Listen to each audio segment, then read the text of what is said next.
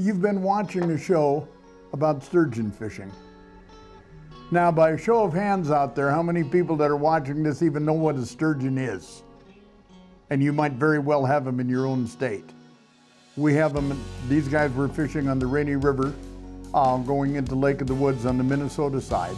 The Ontario side does not allow for fishing, but the Minnesota side does, under a very special basis that's outlined completely here within it.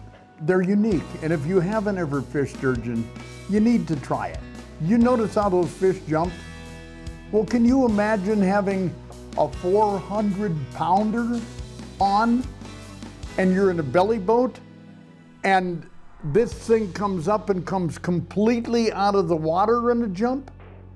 When it takes 10 feet before it gets out of the water, I mean, it'll impress you, okay? Now, the lake sturgeon, as a rule, don't get that big. There are multiple different species of sturgeon.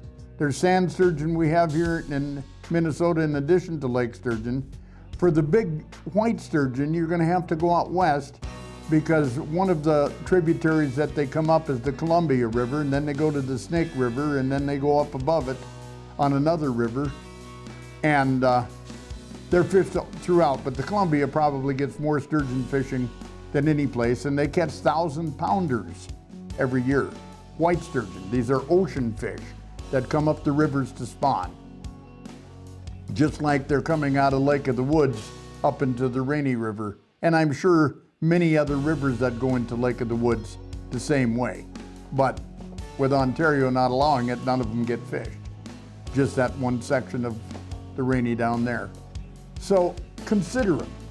They're unique, they're special, they'll give you a heck of a fight, and it's something completely out of the way. And I don't need to talk to you about technique or anything else. Mr. Berg did a perfect job.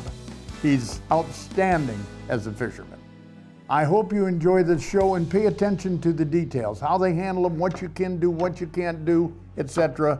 And when you get a tagged fish, what you're supposed to do. Because if you get a tagged fish and you take the number and you write it down and then send it in, then you'll get all kinds of information about that tagged fish you caught and where it's been for the last few years. And you'll find that kind of stuff very, very, very interesting. I would like to see a lot of people just do a sturgeon trip once for the first time in their life and experience something completely different than going out and catching eater-sized walleyes.